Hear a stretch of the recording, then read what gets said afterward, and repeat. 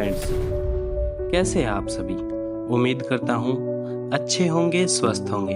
मैं आज आपके लिए एक नई वीडियो लाया हूँ जिसमें हम करेंगे जो हमारी क्लास 9th है सीतेज की, जिसका नाम है मेरे बचपन के दिन। यह पाठ महादेवी वर्मा के द्वारा लिखा गया है और यह पाठ एक संस्मरण है जिसमें जो महादेवी वर्मा जी है वो अपने बचपन के दिनों को याद करती है।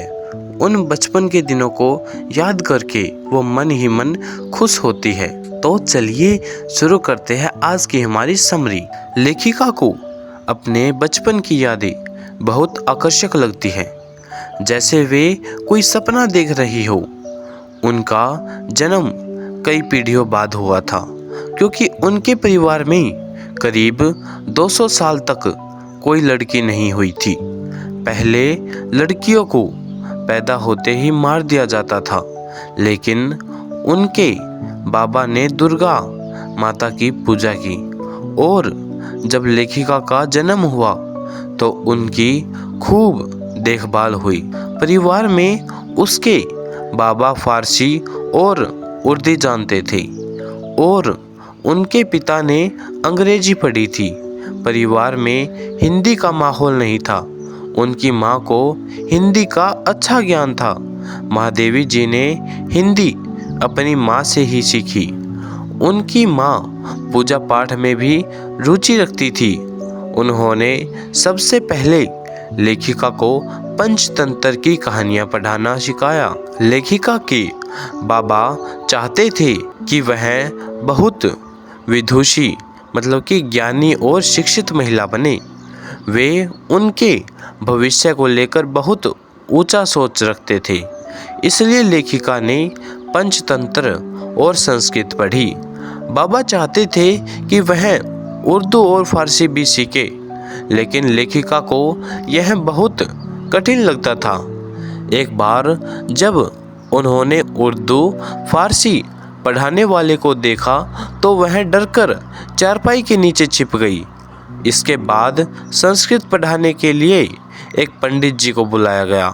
उनकी माँ को संस्कृत में रुचि थी और वे गीता को बहुत पसंद करती थी। माँ के पूजा पाठ के समय लेखिका भी बैठती थी और संस्कृत सुना करती थी। बाद में लेखिका को मिशन स्कूल में भेजा गया, जहाँ का माहौल बिल्कुल अलग था। वहाँ की प्रार्थना भी अलग थी, लेकिन उनका मन वहाँ नहीं लगा और उन्होंने स्कूल जाना बंद कर दिया। वे रोने धोने लगी। फिर उन्हें क्रास्थवेट गर्ल्स कॉलेज में 5वीं कक्षा में भर्ती करवाया गया। यहाँ का माहौल कुछ अच्छा था। वहाँ हिंदू और ईसाई लड़कियाँ दोनों पढ़ती थी। सभी धर्मों की छात्राएं साथ रहती थी।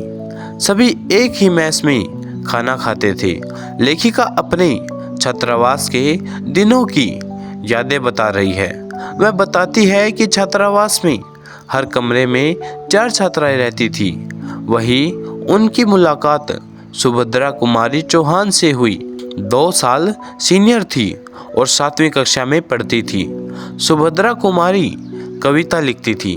लेखिका को बचपन से ऐसे शब्दों का प्रयोग करने का शौक था जो आपस में एक जैसी ध्वनि करते हैं। उसकी माँ घर में मीरा के पद गाती थी। इन सब का लेखिका पर गहरा प्रभाव पड़ा और उन्होंने ब्रज भाषा में कविताएं लिखनी शुरू कर दी। छात्रावास में उन्होंने देखा कि सुभद्रा कुमारी खड़ी बोली में कविताएं लिखती है। लेखिका ने भी खड़ी बोली में लिखना आरंभ कर दिया, लेकिन वह सुभद्रा जी से छिपा कर लिखती थी, क्योंकि सुभद्रा जी बड़ी और सम्मानित कवियत्री थी। एक दिन सुभद्रा कुमारी ने लेखिका से पूछा क्या वे कविता लिखती है, लेकिन लेखिका ने डर के मारे मना कर दिया। सुभद्रा जी ने लेखिका की डेस्क की तलाशी ली और उनके लिखे हुए कागज ढूंढ निकाले। उन्होंने मजाक में लेखिका को जैसे किसी अपराधी की तरह पकड़ा और छात्रावास की हर जगह जाकर बताया कि यह भी कविताएं लिखती है। जब अन्य लड़कियां खेलकूद में लग जाती थी तब लेखिका और सुभद्रा कविताएं लिखती थी। उस समय क्षत्रिय दर्पण नाम की एक पत्रिका निकलती थी जिसमें वे अपनी रचनाएं भेजती थी और उनकी कविता वहां छप भी जाती थी। यह उनके लिए एक बड़ी उपलब्धि होती थी। कुछ समय बाद उस क्षेत्र में कवि सम्मेलन का आयोजन शुरू हुआ। ऐसे में लेखिका भी इन कवि सम्मेलनों में भाग लेने गई। 1917 में जब लेखिका क्रास्थवेट गर्ल्स कॉलेज आई थी, उसी समय गांधी जी ने अपना सत्याग्रह आंदोलन शुरू किया था। स्वतंत्रता के इस आंदोलन के साथ साथ हिंदी भाषा को भी बढ़ावा मिल रहा था।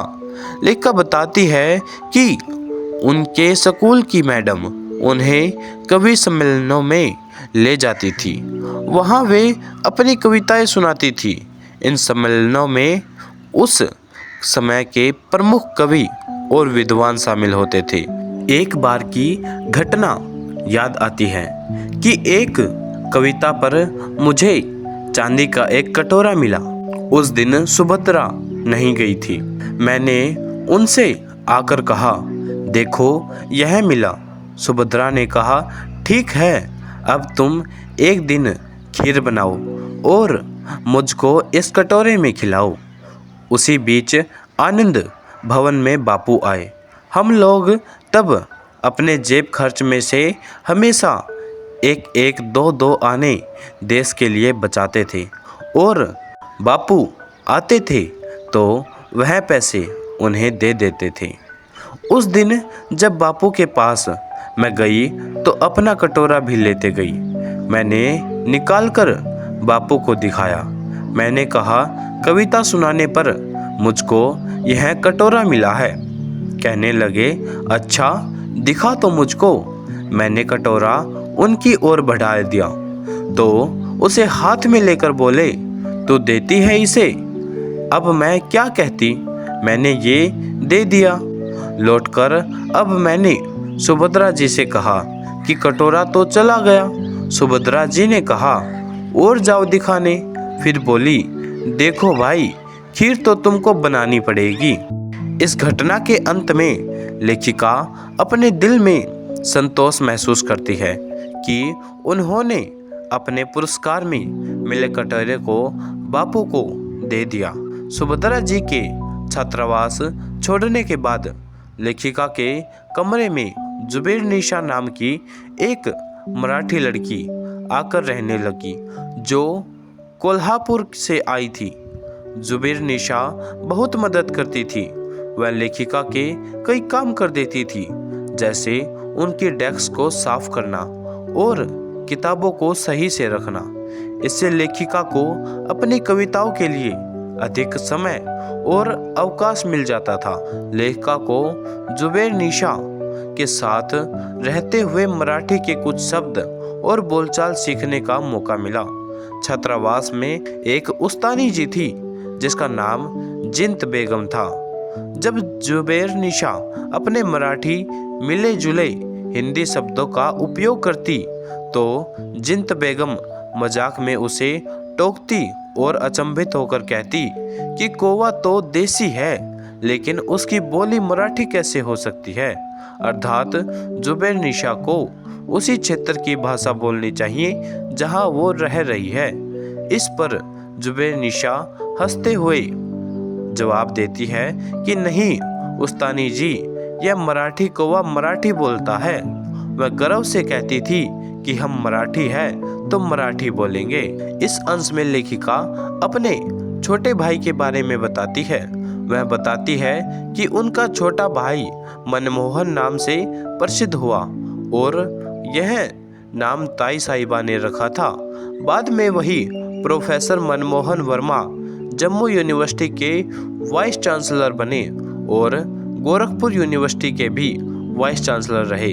इसका मतलब यह है कि ताई साहिबा द्वारा दिया गया नाम उनके जीवन में बहुत महत्वपूर्ण बन गया और समाज में पहचाना गया। लेखिका इस बात को भी बताती है कि ताई साहिबा के घर में हिंदी और उर्दू दोनों भाषाएं बोली जाती थी। उस समय की स्थिति देखकर लेखिका को लगता है कि सब सपना है, क्योंकि ऐसी एकता अब देखने को नहीं मिलती।